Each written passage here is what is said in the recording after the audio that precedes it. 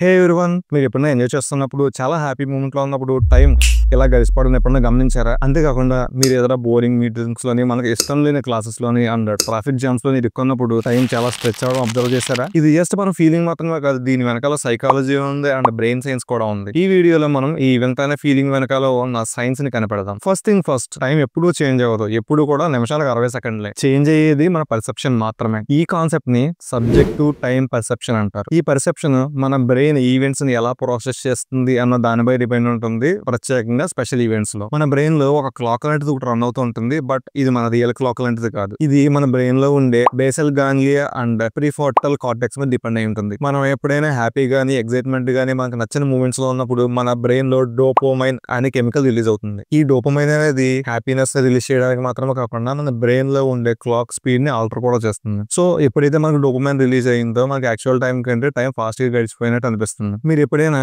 Flow state గురించి విన్నారా? మనం ఎప్పుడైనా ఏదైనా వర్క్ మీద డీప్లీ కాన్సన్ట్రేట్ చేసినప్పుడు రిమైనింగ్ చుట్టుపక్కల ఉండేవన్నీ కూడా డిసప్పేర్ అయిపోతాయి, ఇంక్లూడింగ్ టైం. మనం ఎప్పుడైతే ఈ ఫ్లో స్టేట్ లో ఉన్నామో మన బ్రెయిన్ పీక్ ఫోకస్ స్టేజ్ కి చేరుతుంది. దీని వల్ల బ్రెయిన్ ఎక్స్టర్నల్ టైం ని క్రియేట్ చేసే కెపాసిటీని కోల్పోతుంది. ఈ స్టేట్ లో బ్రెయిన్ మన టైం ని కంప్రెస్ చేసి కొన్ని హైలైట్స్ గా మారుస్తుంది. ఓకే, ఇక్కడ ఒక ట్విస్ట్ ఉంది. మనం ఎప్పుడైతే హ్యాపీగా ఉంటామో ఎక్సైటెడ్ గా ఉంటామో మన టైం అంతా కూడా చాలా కంప్రెస్ అయిపోయినట్టు ఫాస్ట్ గా అయిపోయినట్టు అనిపిస్తుంది కదా. బట్ మన మెమరీస్ అన్ని అయిపోయిన తర్వాత ఒక్కసారి వెనక్కి తిరిగి చూసుకుంటే ఈ మెమరీస్ అన్ని మనకు బాగానే గుర్తుంటాయి. కానీ బోరింగ్ మూమెంట్స్ ఉంటాయి. ఆ బోరింగ్ మూమెంట్స్ చాలా మనకి డ్రాగ్ అయినట్టు అనిపిస్తుంది. కానీ వన్స్ బోరింగ్ టైం ఎంత అయిపోతుందో బ్యాక్ తిరిగి చూసుకుంటే ఈ మెమరీస్ ఏవి మనకు అంతగా గుర్తుండవు. దీన్నే రెట్రోస్పెక్టివ్ టైం పర్సెప్షన్ అంటారు. బోరింగ్ టైంలో మనకి ఎప్పుడు కూడా తక్కువ మెమరీస్ ఉంటాయి, ఎక్కువ టైం స్ట్రెచ్ ఉంటుంది అండ్ వెంటనే మర్చిపోతాం. బట్ హ్యాపీ మూమెంట్స్ లో ఎప్పుడు కూడా మనకు తక్కువ టైం స్ట్రెచ్ ఉంటుంది, కానీ లైఫ్ లాంగ్ గుర్తుపెట్టుకుంటాం. సో టైం ఎప్పుడు కూడా రెక్కలు ఉంది కదా అని చెప్పేసి ఎగిరిపోదు. ఇది అంతా కూడా మన బ్రెయిన్ మీద డిపెండ్ అయి ఉంటుంది. మనం ఉన్న హ్యాపీ మూమెంట్స్ లో కూడా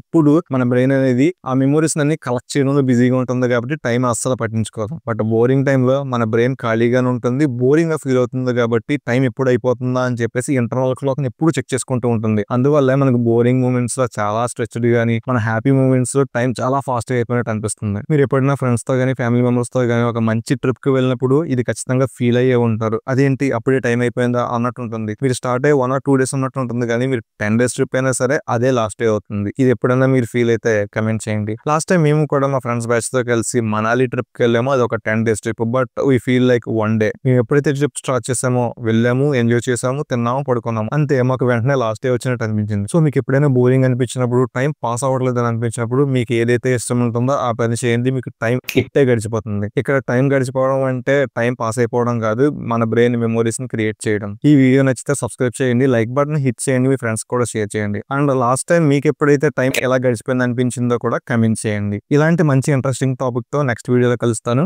బై బై.